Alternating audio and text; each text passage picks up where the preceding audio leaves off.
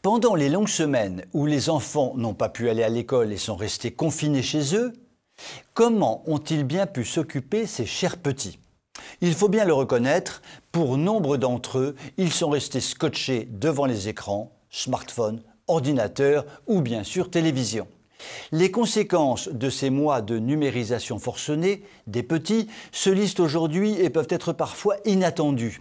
Je ne parle pas des troubles du sommeil, de l'anxiété, du déclin cognitif induit par la surexposition aux écrans, mais d'un autre phénomène étrange observé en particulier chez les petits Américains. Pendant de longues semaines, des cohortes de bambins se sont enfilés l'intégrale des épisodes de Peppa Pig. Connaissez-vous Peppa Pig? C'est l'une des nouvelles stars de la télévision enfantine, une sorte de bestiole empruntant ses traits à un petit cochon rose. Halal, bien entendu. Une petite Peppa entourée de son frère, de son papa et de sa maman, et à qui il arrive des aventures trépidantes au quotidien. Le dessin est assez vilain, il faut en convenir, mais le fond, globalement inoffensif, ce qui explique le succès de la série chez les enfants comme chez leurs parents. Sauf en Chine, où la série est interdite, mais ça c'est plutôt bon signe. Le souci, c'est que Peppa Pig est née dans les studios britanniques. Elle a donc un accent british à couper au couteau. Résultat, les petits Américains se mettent à speaker anglais d'Oxbridge, à parler avec un accent britannique, un rien plus distingué que celui des mâcheurs de chewing-gum d'outre-Atlantique. À utiliser un vocabulaire qu'on n'avait pas entendu dans le Nouveau Monde depuis le 4 juillet 1776, jour de son indépendance, jour où il largua les amarres qui le reliaient à la Bretagne grande. Ainsi donc, la Grande-Bretagne est virée manu militari des Amériques par la Grande Porte il y a 2 siècles et demi et rentre par la Petite Porte en 2021 grâce à un feuilleton populaire. Un curieux phénomène de contamination culturelle. Le verre de coca à l'heure du goûter dans lequel on trempe des frites pour les ramollir, va-t-il être remplacé par une tasse de thé avec un nuage de lait s'il vous plaît? Ce serait le comble, une recolonisation à l'envers. Nul doute que les progressistes démocrates voient cela d'un assez mauvais œil. C'était bien la peine de mettre dehors Trump et le remplacer par Biden si c'est pour se retrouver avec de la graine de Boris Johnson sur le propre sol des États-Unis. Décidément, la perfide Albion a plus d'un tour dans son sac pour tenter de recoloniser le monde. Jeanne d'Arc, au secours! Je vous souhaite une très bonne soirée.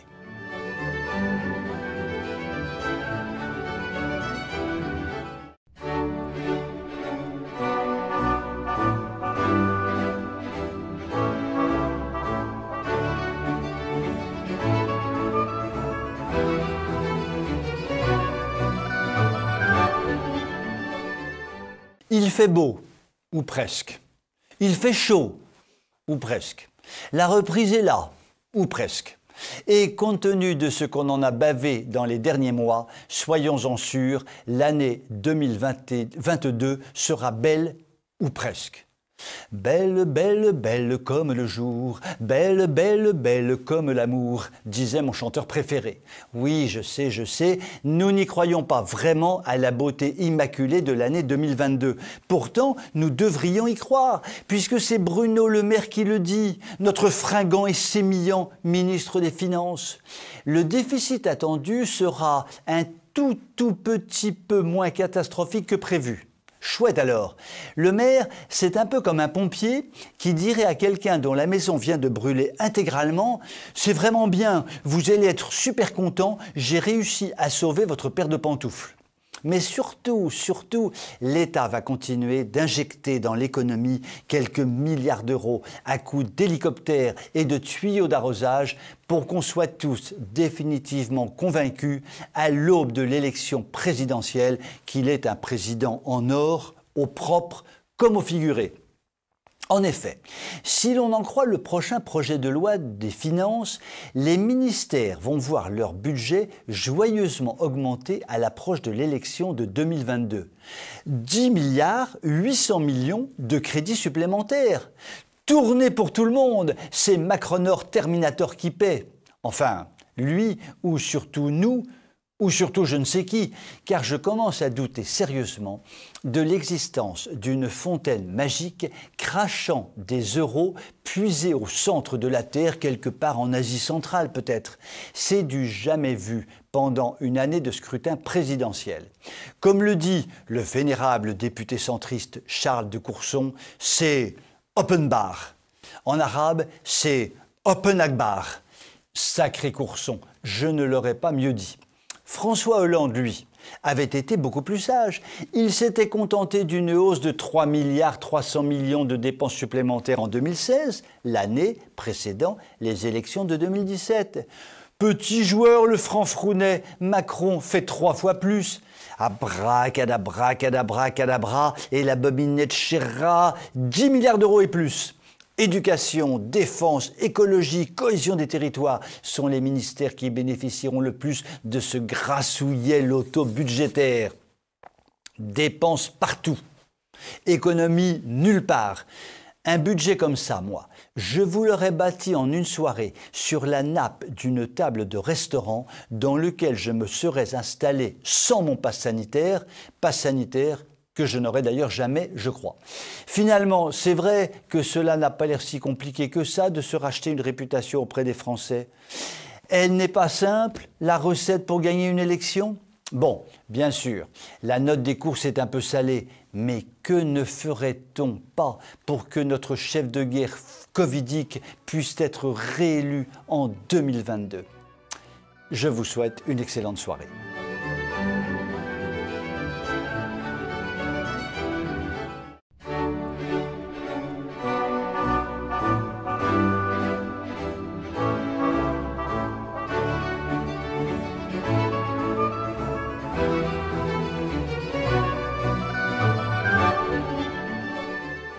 Quelque temps après la chute de Kaboul, la machine migratoire, à s'attirer des ennuis, se met à nouveau en marche. Les évacuations s'enchaînent à un rythme soutenu, sous le contrôle incertain et peu organisé des forces présentes sur place. Ici en France, la presse communique à grand bruit sur le rapatriement des Afghans. Faut-il donner une leçon de vocabulaire ? Les Afghans n'ont pas à être rapatriés chez nous pour la simple et bonne raison que la France n'est pas leur patrie. L'assimilation sémantique à la situation des rapatriés d'Algérie est pour le moins scandaleuse. Le million de pieds noirs et de harkis que nous avons accueillis, si mal d'ailleurs, en 1962, étaient, eux, français de nationalité et de cœur. Qu'à cela ne tienne, s'ils ne sont pas rapatriés, les Afghans qui fuient devant les talibans pourront bénéficier de l'étiquette inattaquable de migrants qui vaut tous les passeports, toutes les bénédictions pontificales comme politiques. Nous sommes donc sommés de leur ouvrir tout grand les bras. Pourtant, plus que jamais, il faut se poser la question avant de rejouer le couplet de la France éternelle, terre d'asile.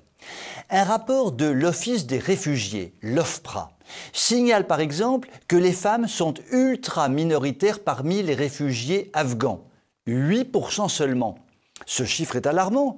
S'il est vrai que les femmes sont celles qui ont le plus à craindre de la conquête du pays par les talibans, pourquoi ne peuvent-elles pas fuir ? Et pourquoi les hommes qui, fuyant un régime soi-disant oppressif et régressif, et qui devraient donc tout faire pour protéger la gente féminine, ne s'en préoccupent pas un instant de cette gente féminine ? Disons les choses clairement. Les rapatriés, les migrants afghans que nous allons accueillir, massivement sans doute, ne sont pas nécessairement tous des combattants de la liberté ou les pauvres victimes de l'islamisme que veulent nous dépeindre les bien-pensants. L'écrasante majorité d'entre eux soutient la charia. La meilleure preuve en est que 5 Afghans fraîchement accueillis en France font déjà l'objet d'une surveillance rapprochée pour risque terroriste. Et faut-il rappeler, dans un autre domaine, les atroces faits divers survenus dans les derniers mois avec des Françaises agressées et violées pour avoir malencontreusement croisé le chemin de migrants afghans à Rennes, à Pau, à Pontivy ou encore à Montpellier. D'autres chefs d'État ont été plus prudents. Vladimir Poutine, qui sait de quoi il parle, tant son pays a eu de fil à retordre avec la terrible et insoluble question d'Afghanistan, a mis en garde sur le risque de voir affluer dans nos pays des combattants déguisés en réfugiés. Sébastien Kurz, le chancelier autrichien, a lui aussi été très clair sur la question. L'Autriche n'accueillera pas de migrants afghans. Mais la France, elle, fait toujours tout mieux que tout le monde et n'a probablement pas encore assez goûté aux joies des attentats et des assassinats perpétrés sur son propre sol par ceux qu'elle accueille. Ceux qui, à l'image d'Édouard Philippe il y a quelque temps, nous affirmaient que l'urgence n'était pas à l'accueil des chrétiens d'Orient, car leur avenir était en Orient, ferait bien ici d'appliquer la même règle. Quoi qu'on en dise, l'avenir des Afghans est bien en Afghanistan. Je vous souhaite une très bonne soirée.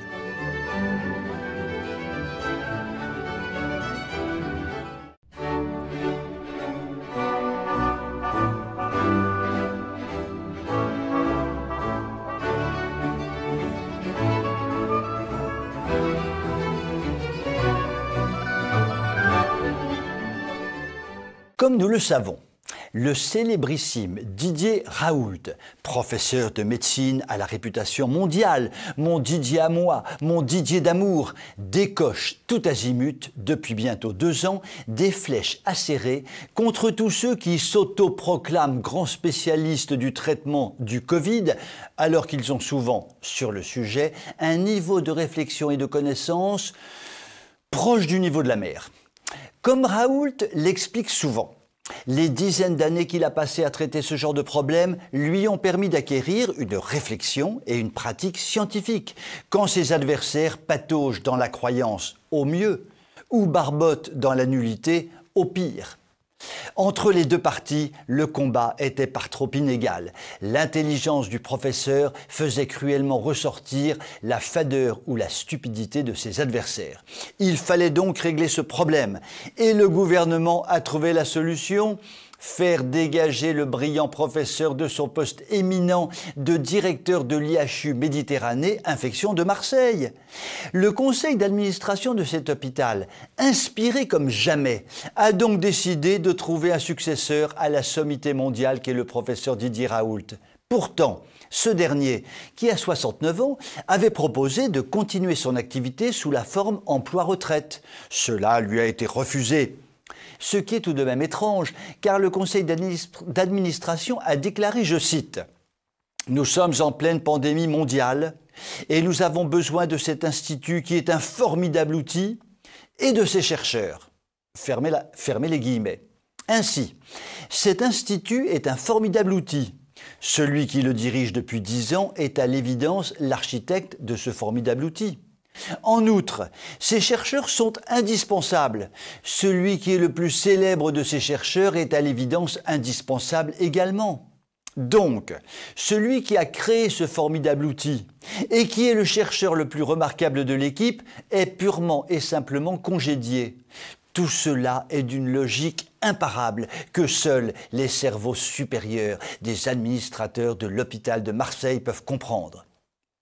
À l'évidence, le gouvernement, les autorités sanitaires, le système médiatique et j'en passe sanitaire n'ont qu'un seul souci, se débarrasser d'un scientifique de haut vol pour pouvoir continuer à tripatouiller autant que faire se peut autour du Covid, en abreuvant la population de fausses informations, en obligeant dictatorialement une vaccination qui pose problème quelque part, je veux dire, en interdisant tout soin aux personnes atteintes de la maladie, ce qui est quasiment une première dans l'histoire de l'humanité. Le sens profond du limogeage de Didier Raoult est très facile à décrypter. Personne ne doit s'opposer à la dictature sanitaire en marche.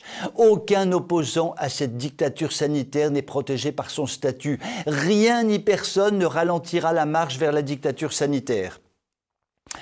Les tests rapportent un argent considérable aux laboratoires pharmaceutiques. Le vaccin rapporte un argent considérable aux laboratoires pharmaceutiques. Nul ne sait si les laboratoires pharmaceutiques, dégageant d'immenses bénéfices liés au Covid, arrosent ou pas le système politico-médiatique mondial. Mais beaucoup pensent que cette dictature sanitaire est l'antichambre de la dictature tout court. Il nous faut tenir encore quelques mois et espérer que les élections de 2022 changeront fondamentalement la donne. Il y va de notre liberté. Je vous souhaite une très bonne soirée.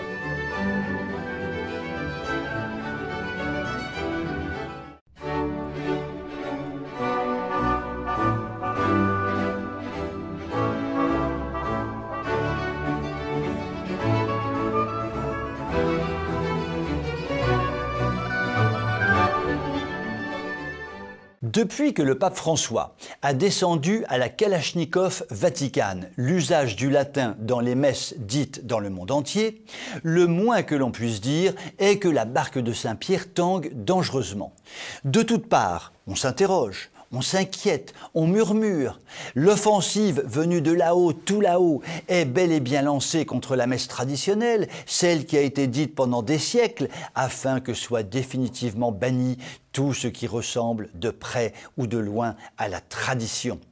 L'important, dixit le Vatican, Guigne, dixit c'est du latin, est que la nouvelle Église soit ouverte sur le monde, soit ouvertement mondialiste, écologique, multiculturaliste, immigrationniste, islamophile, etc. Ah, pardon, reguigne, encore une expression latine. Les directives papales ont été entendues 5 sur 5 dans nombre de pays. Prenons par exemple le Costa Rica. Dans ce petit pays d'Amérique centrale, les évêques ont choisi la voie maximaliste. Est-ce la proximité avec Cuba qui leur donne des idées de dictature à la mode castriste ?